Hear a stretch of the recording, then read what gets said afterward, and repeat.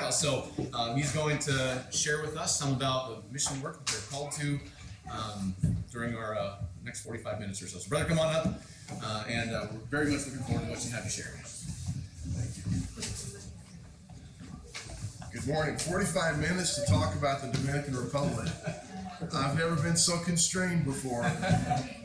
My video is only 7 minutes, 8 seconds long. But if we pause it every now and then, we could drag it in. Good morning. It's great to be here. We are missionaries to the Dominican Republic sent out by Spring Valley Baptist Church of Fort Worth, Texas, which is also the home of Independent Baptist College, which a lot of people think has closed. And technically they have not. They're just not advertising that they're open. They have 2 full-time students right now, a 3rd student coming in this fall, which happens to be one of my sons. I see many of you have large families. That's great. I do too. I just don't travel with them because they eat too much. Our oldest son is 26 years old, a student at Portland State University in Portland, Oregon. I have a 22-year-old daughter, which is married and gave us our first grandchild. I say first because I'm hopeful that there will be others, but in the meantime, he was born December 19th when we were right before we left back to go to Texas. I pastored in Oregon for 20 years, and so most of our kids live there. We have a 19-year-old son, Christopher, that lives in John Day, Oregon, Eastern Oregon. He's still single for a while longer, and that's okay. You know, some kids need to stay single a little bit longer than others. I have a 17-year-old son, just graduated high school. They're in Cloverdale, Oregon. At the school's name is Nestucca, great Indian name. It's named for the river. He will be going to IBC this fall. And then I have David is with us. He's our 14-year-old freshman in high school, and Courtney, 10-year-old, almost 11. But if I say almost 11, I'll have her 12 when she turns 11. So she's 10 for now. Her birthday is the next month, the month of January. My wife, Donna, we've been married 28 years. I get that mixed up. Y'all would never believe that, right? Getting dates and names mixed up. I sometimes forget my children's birth dates, but I remember how much they weighed when they were born. Weird. Yeah, it's just one of those things. It's great to be here. Pastor Dart of Spring Valley Baptist Church sends his warm greetings as well. I pastored in Oregon, as I mentioned, for 20 years, but it wasn't always that simple. My dad was a pastor in Cloverdale, Oregon, of Cloverdale Baptist Church, and that's what got me to Oregon from Texas and Illinois. Is following my dad around, kind of like my children. They follow me around and get to go to wonderful exotic places like North Pole, Alaska, where the Catholic Church is named after St. Nicholas.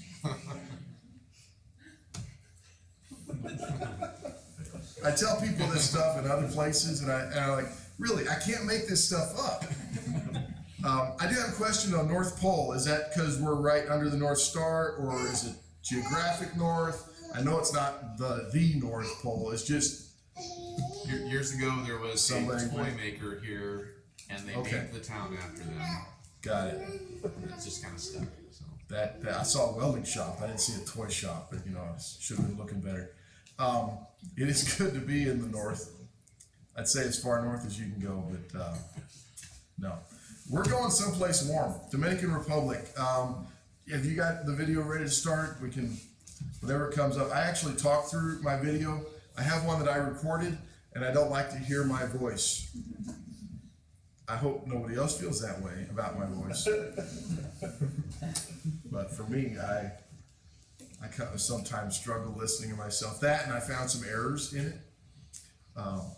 But I'll share a little bit more about our testimony in a minute. I'm going to get here where I can see the video as well while it plays. Go ahead. Yeah, that's us. We'll have a picture of us later. It's on our prayer card, which I have some in the back. Dominican Republic is on the 2nd largest island in the Caribbean. So on the island of Hispaniola, it is shared with Haiti. Haiti is 1/3 of the island. Dominican Republic is 2/3, and yet Haiti has a greater population. We're going to the northeast corner on that peninsula up there. Salmonau Peninsula is about 300 square miles. The Black Star, because the program wouldn't let me make it gold, is the city of Los Terrenos. That's where we're going to be going. Dominican Republic is the only nation whose flag has a Bible on it. Opened up to John chapter 8, verses 31 and 32, and they get a lot of that from their Catholic background, which came with Christopher Columbus in 1842. This is where he landed, the city of Santo Domingo. You'll see 400-year-old buildings next to current architecture. Did I get it wrong, son? You're laughing at me. 1492. Yeah, look it up, Google it, Wikipedia. City of Santo Domingo is about 2.5 million people. Thank you, Lord, this is not where we're going. I'm not a city dweller, but it has modern and it has old town, it has rich and it has poor. Most cities have a central park in the middle, and they are designed according to their kind of culture, tribe, I don't really understand, but they're each unique. The city of Los Terrenos doesn't have one like a gazebo. They just meet out on a concrete pad down by the ocean with a liquor store across the street blaring loud music.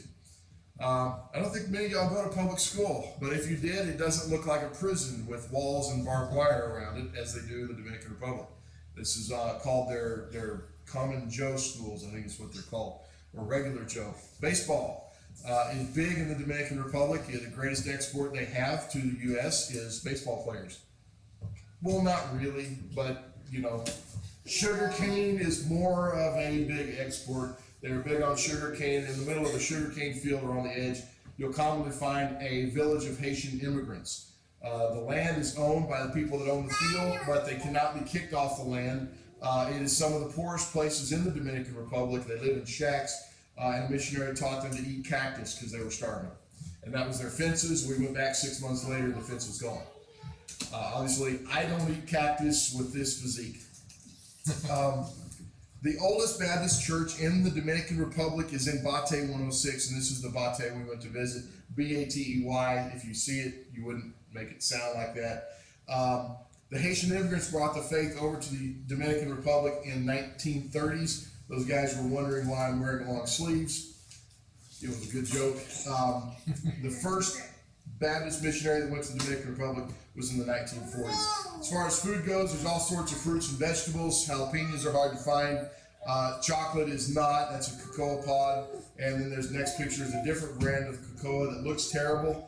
But when it's done processed, y'all know it's good, right? Amen. Nobody shot an amen on that one. Meat, y'all hang your meat in the wintertime. When you get it, you hang it out in the nice cold weather, not 90-degree weather. We're going to find a different solution for that. You may not understand this. Chick-fil-A, those of you that have been in the lower 48 know what Chick-fil-A is. Motorcycles are a great means of transportation year-round. This lady has an IV bag. She took her hand down. She was holding it up. There's 3 on that scooter, 5 on the one before. It's a Frenchman riding his quad down the sidewalk because the road traffic was blocked. They get creative with their motorcycles, and even we've seen long 8-foot 2x4s going down the road. Helmets required.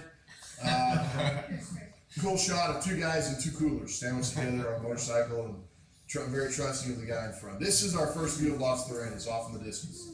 As you travel on the highway, it's a $10 toll road each direction to get there.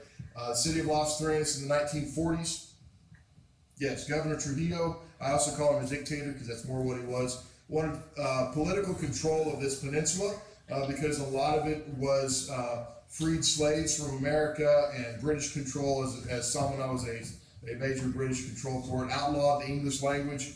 So he sent a lot of poor farmers from the northern side of Santo Domingo, relocated them to this poor fishing village, which it does not look like a poor fishing village anymore. 30 years ago, there was no motorized vehicles. It was just horseback. 1994, they got electricity. 1997, they got running water. You cannot drink the water, and the power goes out every day from anywhere from 3 minutes to 5 hours. So it's just one of those things that you deal with. Poverty abounds. They build their houses with rebar sticking up so they can put a second level up there. Oftentimes they'll put Book of Judges, Ehud Negwan talks about his summer home. It's a little tent up on top of the house because that's where the wind blows. Doesn't blow down on the street level when the power goes out. You're getting where the wind blows. Let me tell you, it's hot and muggy. The city has grown so fast. In 2002, it was less than 10,000 people. In 2012, after they finished that highway, the population was around 40,000 people. In 2020, I'm guessing it might be close to 50,000. They don't do their census the way we do, so we're not really sure of the population. But on the entire peninsula of 250,000 people, there's not a Baptist church. 300 square miles, there's no Baptist church. The city of Los Terrenos does not have one. On the left is Patrick and Francisca. They are from Los Terrenos. They moved to San Francisco to Macorís for work. And they got saved, baptized in a Baptist work there, and they came back and they have no church to go to. So we'll be probably starting with them. There's also a lot of Americans there, and there's a lot of French there. The demographics of this city are very interesting. It being on the North Coast, this is where they say Christopher Columbus is buried. Portugal did a DNA test, and they're pretty sure they have his bones, but yeah, anyway.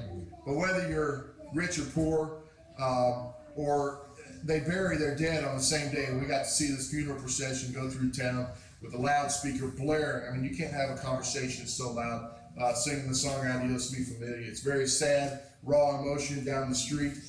Whether you're rich or poor, you die. And the question whenever I see a funeral procession is, did that person go to heaven? Did they ever hear the gospel? Did they have an opportunity to understand and know from the Word of God how to be saved? Yeah, I got to leave you with beautiful beach shots and a beautiful picture of my family.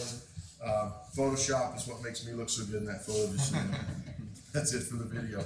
I'm going to look at my wife because I forgot something. I don't remember what I forgot. Oh, the churches. In the city of Los Terrenos, about 40,000 people, there are only about 6 churches of any kind. That's, y'all got more Baptist churches within a 20-mile radius, okay?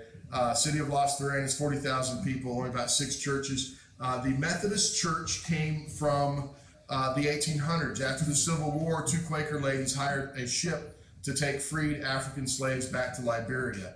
It was loaded with freed slaves, and it shipwrecked off the coast of Los Terrenos. Most of those, if not all of them, survived. And that's where the Methodist faith came. And you'll see as Francisca in the picture, she is a descendant, granddaughter, great-granddaughter of those freed African slaves. And that is where she comes from. Patrick does not look like he was an African slave, does he? No, he's a Frenchman. In the 1970s, a man from France came over and built a hotel. And since that time, a lot of French have moved to Los Terrenos, and in the city, they figure is about half French. In the public schools, they teach Spanish, which is the national language, and they teach French because there are so many French there, and they teach English because every good Frenchman knows English, right? So what do you call somebody who speaks 3 languages? I'm going to put you on the spot. Bilingual. 3 languages. Trilingual. 2 languages. Bilingual. 1 language. American. Because we tend to only speak 1 language. I surrendered to preach when I was 15 years old. And I felt God calling me to missions when I was 16. The surrender to preach was a difficult one. I told God after a while, I said, okay, I'll surrender to preach, just don't ever call me to be a pastor.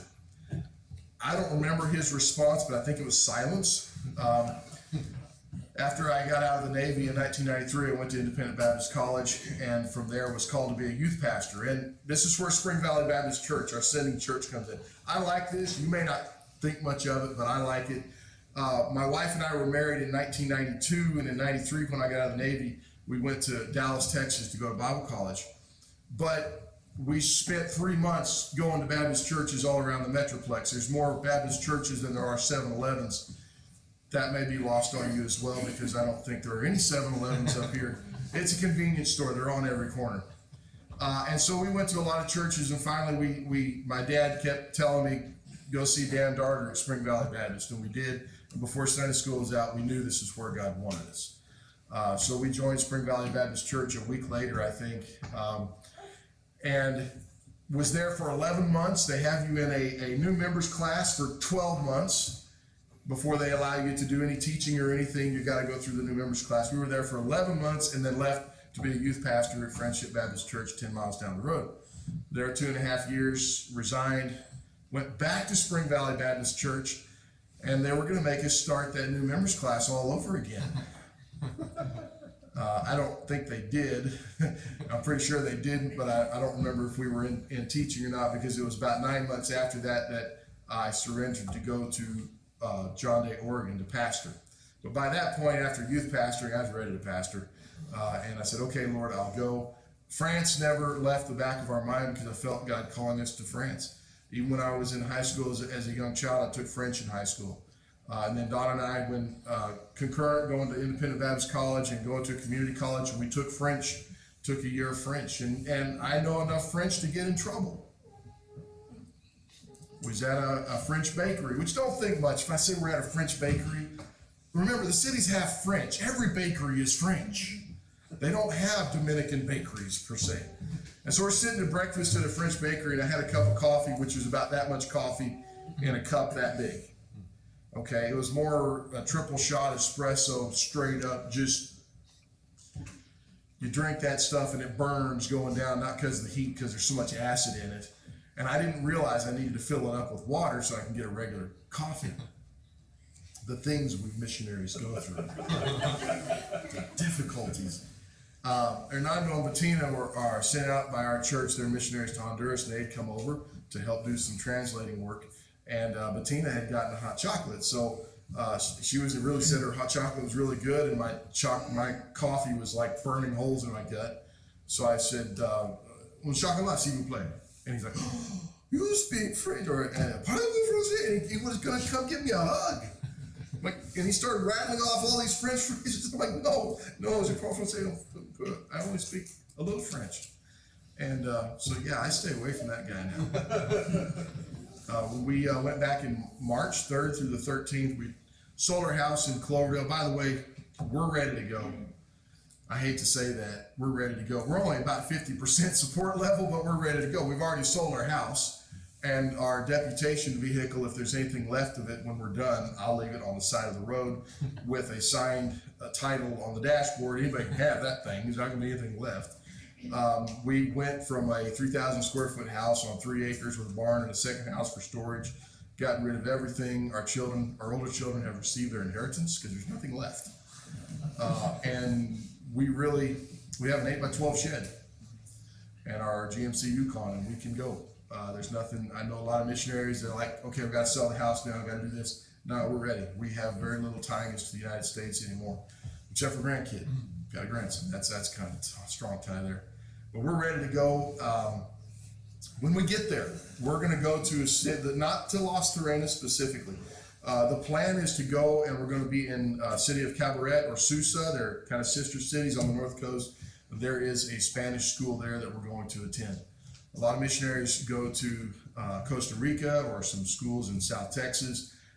We've chosen to go to the Dominican Republic because their Spanish is different. Hernando and Bettina were with us, and they even struggled with the Spanish that the Dominicans use. And then we found out that the Spanish is even different from Santo Domingo on the south, 2 hours north to the north coast. They speak a different Spanish. So we're going to learn the Spanish that they speak on the north because that's where we're going to be ministering to. We're going to be doing that for 5 days a week. On the other 2 days a week, we're going to have fun, right? Because we're in the Caribbean. Well, probably not like that. What we have found in the city of Los Terrenos is there are a lot of English-speaking expatriates. An expatriate is someone who leaves, like missionaries are expatriates. We leave our country and go live full-time in another country. There are a lot of Americans that have moved down there. I know of 6 American families in Los Terrenos right now that are looking for an English-speaking church. Okay, let that sink in for a minute. There are 6 families there right now that are looking for an English-speaking church. And they're so desperate, they're looking for an English-speaking church of any kind. So what happens if I don't get there fast enough and start one? They're going to get an English-speaking church of any kind. So the plan is we're going to be doing language school Monday through Friday. On the weekends, we're going to travel 4.5 hours over to Los Terrenos and work on starting an English-speaking church, and then back to language classes, and then back and forth until we can finally move to Los Terrenos full-time. The main purpose is to start Spanish-speaking churches, which will be able to go out and evangelize the entire peninsula. Samaná is a city of about 100,000. It's 45 minutes away. Sanchez has a small Baptist work. I don't think it's ever organized. And I think there may be 10 people there. That's been going on for several years, but nothing's ever come of it. So we can reach out to Sanchez. We can reach out to Samaná. On the farthest tip, there's a city of Las Galeras. There you'll find English-speaking people as well as Spanish-speaking, poor as well as rich. And then anywhere, if you look at Google Earth, anywhere you see a beach, there's a community. A lot of them are natives. There's over 10,000 native Taino Indians. Those are the ones that Columbus and the Spaniards enslaved when they came, whereas the French in Haiti brought in a lot of slaves from Africa. So the nation has a history of slavery, It's got a conflicted political history. One of the great things about Los Lorenas, there's no Mormons, there's no Jehovah's Witness. They're not there yet. So I'm really praying we can get there. The goal, the plan is January. That we'll be able to get there January. Okay, we've been on deputation a year and a half and we're at 50%, and I think I'm gonna get there in 6 months. Hey, it's God's work, right? And all of this, understand, man devises his way, the Lord directs his path. Okay, so we're going. I've got a plan. If it changes, it'll be because God changes it, not because of me. I could keep talking, but I'm going to open it up for questions now, because I know I left stuff out. Yes, sir. Brother Randy, you're at 50% support. What's your goal as far as the amount goes? A dollar amount is $5,500. Okay. I will consider fully funded at $5,000, though we're aiming for $5,500. And from all the missionaries I've talked to, once they leave and get to the field, they get more support. And also churches, churches do business differently. I've had a couple of churches, or two churches took us on the day that we were there, and that was interesting. Most churches, it's 3 to 6 months. So for the next 6 months, we're going to visit 40 churches plus, and some of those may not take us on until next July. It's just how churches do business. So at $5,000, we can go and we can do it. $5,500 allows us to get Bibles and print materials and gives us a rental space. And so we will get to the $5,500 mark, but $5,000 is considered full. A lot of missionaries there I know are $6,000 to $6,500, but they go through mission boards, and a mission board requires $1,000 right off the top goes for insurance and other things. My insurance doesn't cost that much. So you've been there? We have visited there 4 times now. We visited there 4 times. First time we went was for our 20th anniversary. No, 22nd anniversary. We went there over in the Punta Cana area, did an Airbnb, and then I knew a missionary that was there, and we spent a few days with them. And then our oldest daughter, as she was going to graduate high school, was going to go work with them and help out with the kids and teach music in that ministry, but that missionary ended up leaving the field. So Donna and I went there and stayed in their house, and we're in Otamayor. It's where a lot of those pictures came from. We were in Otamayor and went ahead and preached in that work. When they weren't there, that's when I realized Spanish is important. I won't tell my high school teacher that, because I refused to take Spanish in high school. I took French in Texas, and then we moved to Oregon, and all they offered was Spanish. And there was only one Spanish family in the community. Now it's 30 to 40% Hispanic. Because apparently my generation doesn't want to milk cows. That doesn't make any sense. Tillamook County, Tillamook cheese, that's where we're from. That's why milking cows comes into play. It's the only place on earth I know of the cow is more sacred than in India. So are you thinking because the cults haven't spoiled it, you guys will be able to do some good visitation and I think talk to some people? I think 4 of the churches we saw there are Pentecostal style church. And in my video that's recorded, I talk about hopping Pentecostals, because we drove by and they were literally hopping up and down. The Pentecostal is familiar to them, especially the Haitians that come out of Voodoo. You cannot tell, from what I have been told, I haven't been there and I don't ever want to, but from missionaries that have, you cannot tell the difference between a Voodoo gathering and a Pentecostal church service in the Dominican Republic. They use the same music, the same beat, the same chanting, inviting in of a different spirit. So the Catholics are predominant. A lot of people will never leave the Catholic faith because they were baptized there and their families that. Among the Europeans, we're seeing a lot of Eastern religions, Hinduism style, and one of the greatest forms that you'll see of that is yoga. And my wife and I have been to India, and we have seen what that religion is like up front and personal. The road is expanding and somebody goes in the middle of the night and carves the face of the tree and sets up an idol. And now there's a curve around that tree and the road goes around it because it's an idol and declared somebody's God. You can't cut the tree down. And it's only about yay big around. So there is that. There is a lot of humanism. So private schools cost about $300 a month. Public schools are $300 a year, and that buys your books and uniforms. We're going to continue homeschooling for now, for the foreseeable future, because our kids just love it. I lied behind the pulpit, but hopefully you understood that. It was quite a laugh or sarcasm. Hey, brother, so you mentioned in your presentation earlier, 6 churches was that in Los Terrenos, or? 6 You churches. said there were like a Oh, total yeah. of 6 churches. Yeah, in Los Terrenos, there's Maybe about 6 churches. Is that denominations? Is that actual assembly? One of them is Catholic, one of them, I believe, is Seventh-day Adventist, Assembly of God, Pentecostal, and Methodist. I think there's 2 Methodist churches. And that's what we've been able to find. And we've driven all over town, and that's what we've been able to find. Yeah, it's not, when God called me to the Dominican Republic, most of my prayer was, Lord, send me where the fields are white to harvest.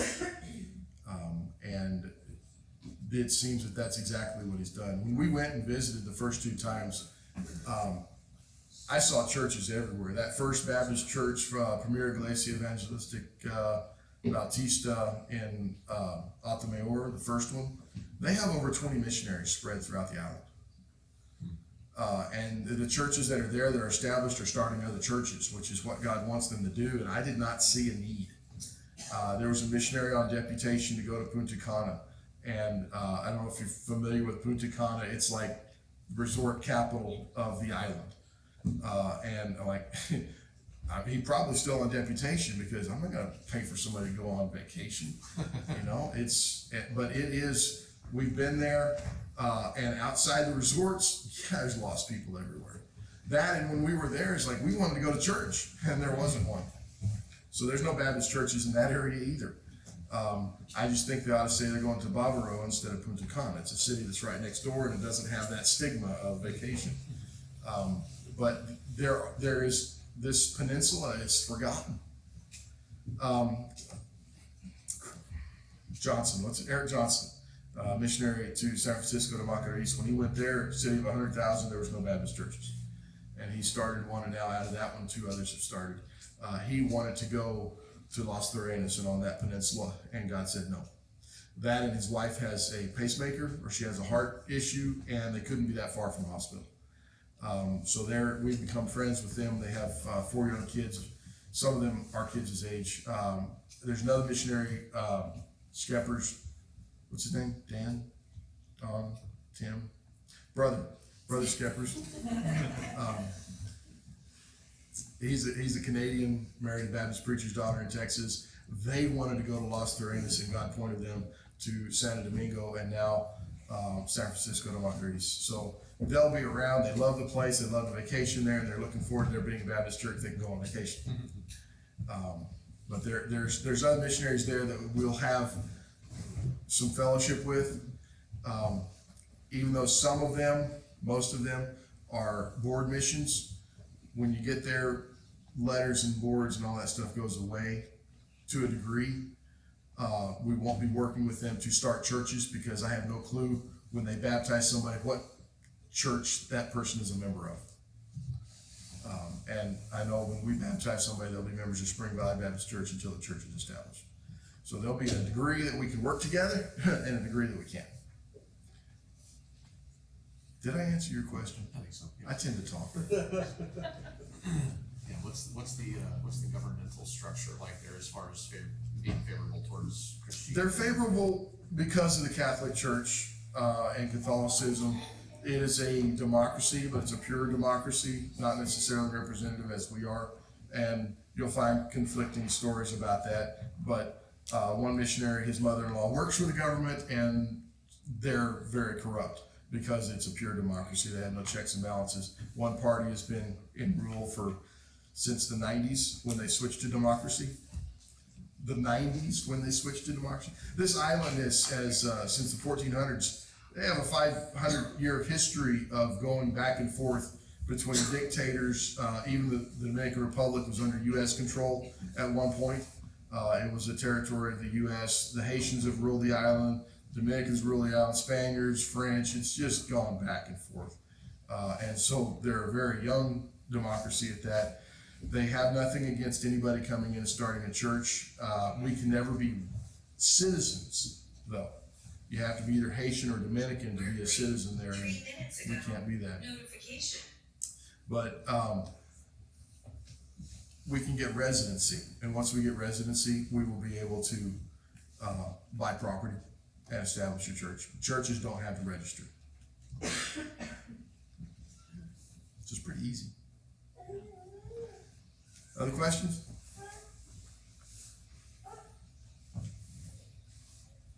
Oh, come on, I didn't do that good.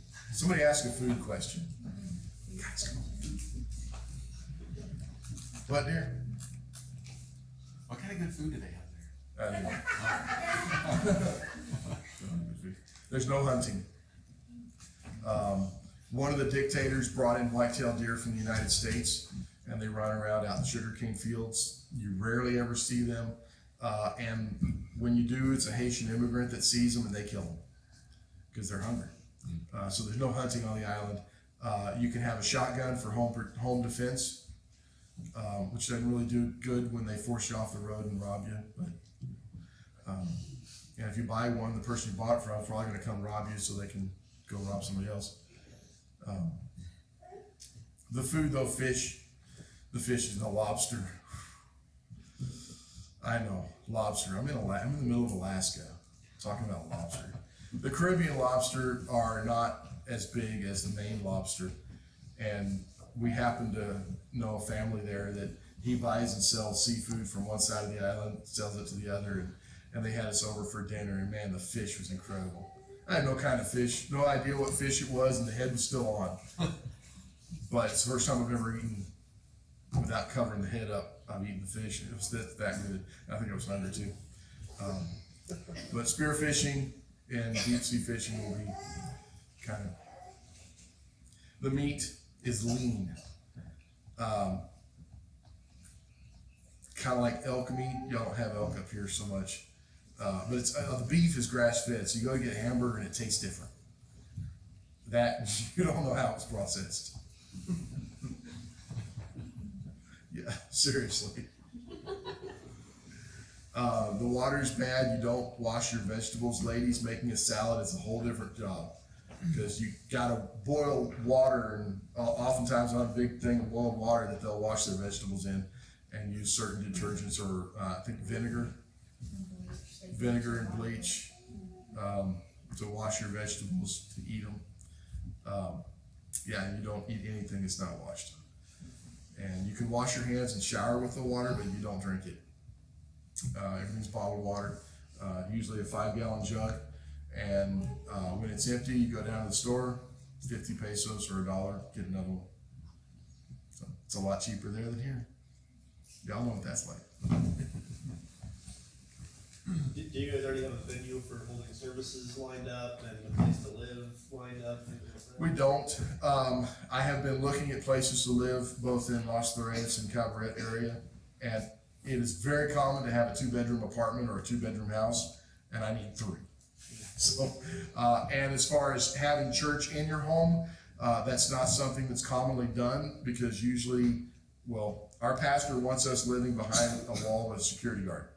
And usually that's a neighborhood of 5 or 6 houses, and they don't want you bringing other people in because those are the people that could end up robbing you, as has happened in the past with many missionaries. So we'll probably go, there's storefronts everywhere on the main road for rent. Probably we'll rent one of those for $200 or $300 a month. And we'll just do Bible studies there, and then that will eventually be the place that will have church services. That's the plan. There are some families that are there that have large houses, and so they may be able to host or want to host. I know one family is willing to host a church in their house, but they're wanting to watch church online from with their home church in Washington. Which if you think about the 3-hour time difference, you know, that means they don't have to get up till noon.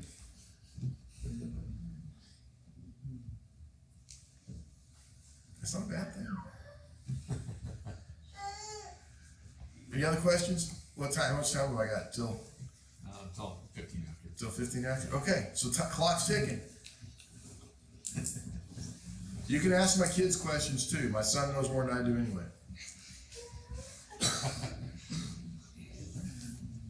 Happy Father's Day, gentlemen. What's your total expenses up here in Alaska, brother? Just travel? and- Expenses up here? Yeah, I mean, if you can give a ballpark figure. I think our plane tickets to get here was less than $800. I think they were closer to 600 for all 4 of us. I got a good deal. I fly cheap. I'm a cheap guy. Our rental car was $400. I'm looking at my wife like she knows, and I think a rental car was around $400. Gas is. I quit considering how much gas cost after it went below $4 a gallon. I'm thinking this is still pretty cheap, and I'm liking it. But yeah, expenses for us to come up here haven't been that bad. It cost as much to travel across country from Oregon to Florida as it did to fly up here, and the churches that we visited have been very generous. So I've had pastors we came back from the Dominican Republic on March 13th, and March 15th we went to a church in Florida that took us on that day, and then March 16th I stopped hearing from anybody. That's when the world quit turning. I don't know what it was like up here, but we were in Florida at the time. My wife was from Florida. We were staying with family, so that didn't cost.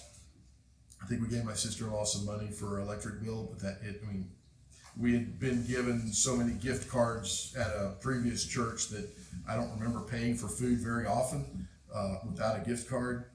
We went to a family house in South Carolina on a lake, and that was rough.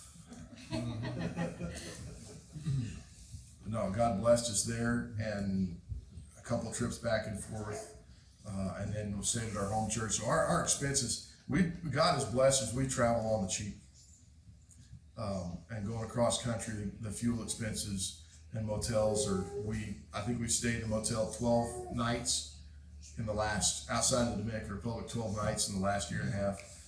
God's just blessed us with places to stay and mission houses and other people's houses, and so we travel on the cheap.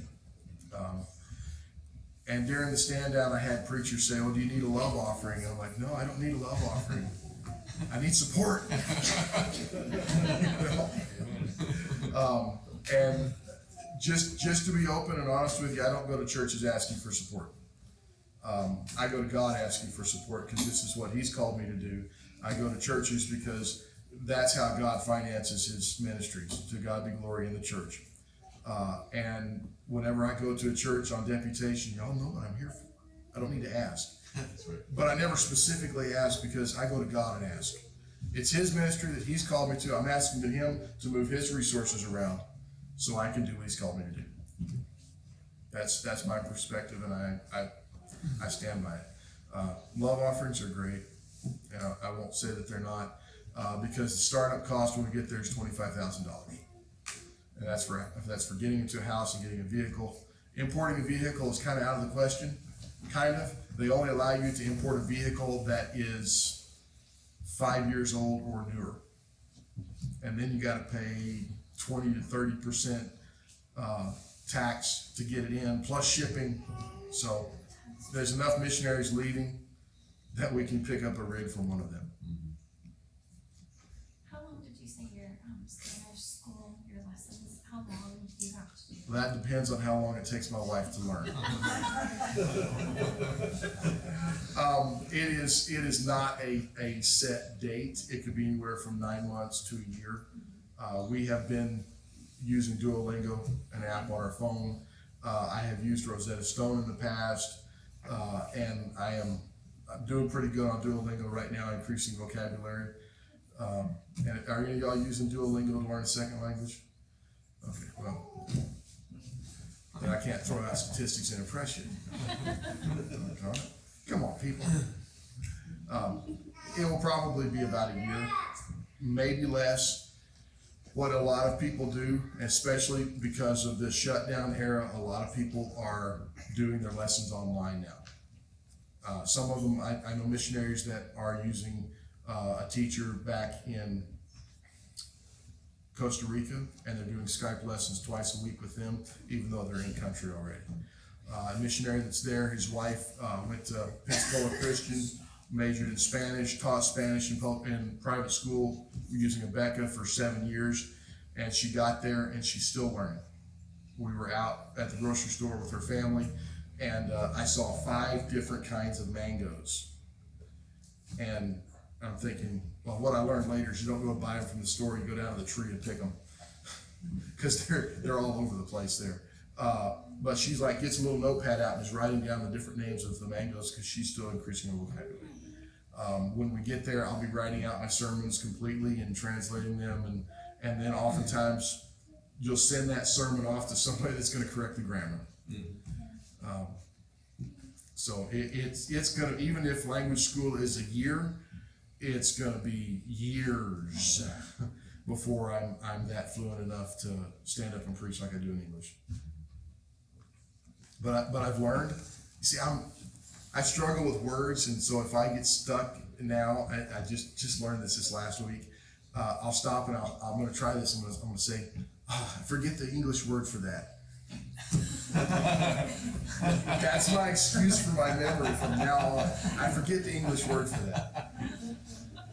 Okay, it's 10:15. I'm going to turn it back over to you. Yeah, thanks for sharing. We appreciate it. I was gonna ask how your ribs were feeling too, but I'll let everybody ask you that individually later. You can tell that story. All right. Anyway, well, we'll dismiss here for about 15 minutes and meet back at 10:30.